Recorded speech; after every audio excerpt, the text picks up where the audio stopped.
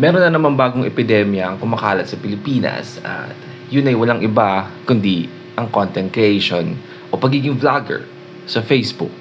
Mas marami na nga ngayong bata na nangangarap maging content creator or vlogger, no? Kesa maging astronaut or, I don't know, super saiyan.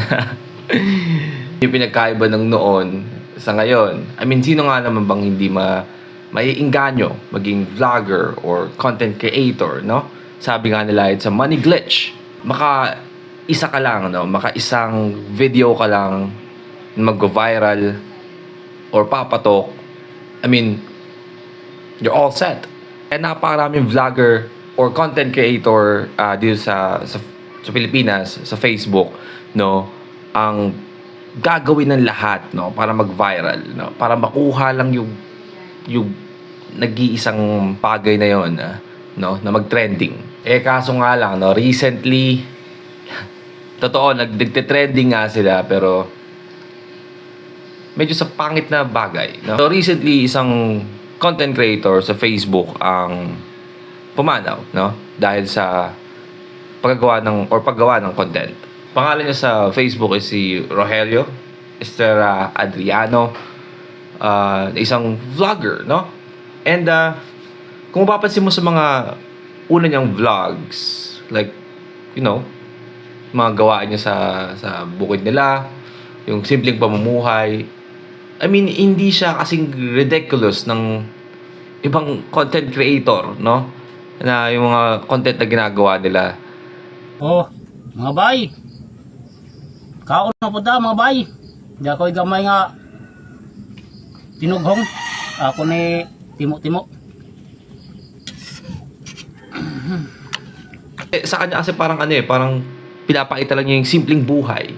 Unlike dun sa isang recently nag-trending na na content creator na nasunog yung sarili niya. Not mistaken.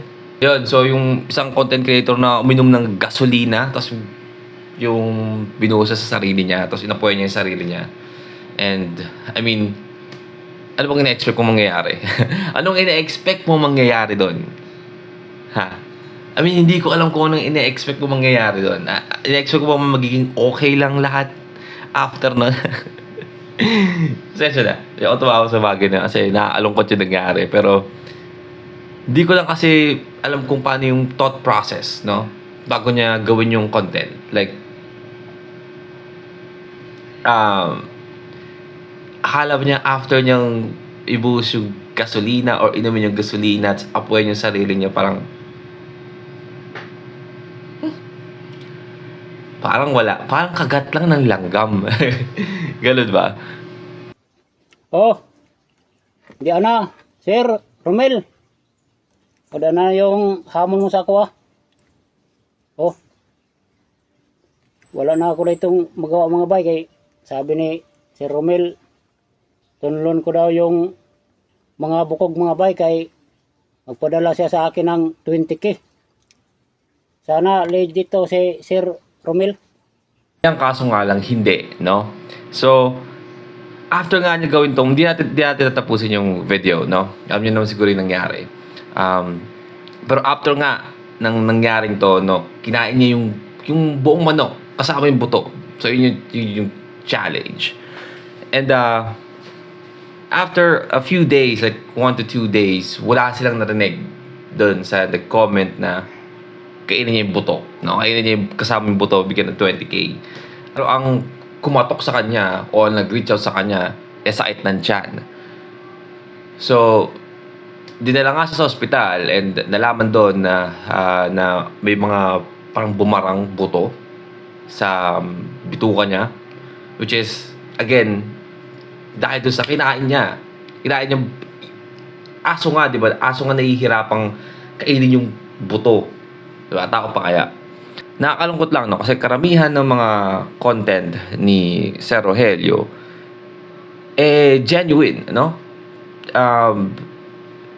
Buhay, simpleng buhay, nagbumukbang siya ng mga ganitong bagay, no? And nabalita ako nga na recently lang din na monetize yung page niya sa Facebook. So kumikita na siya.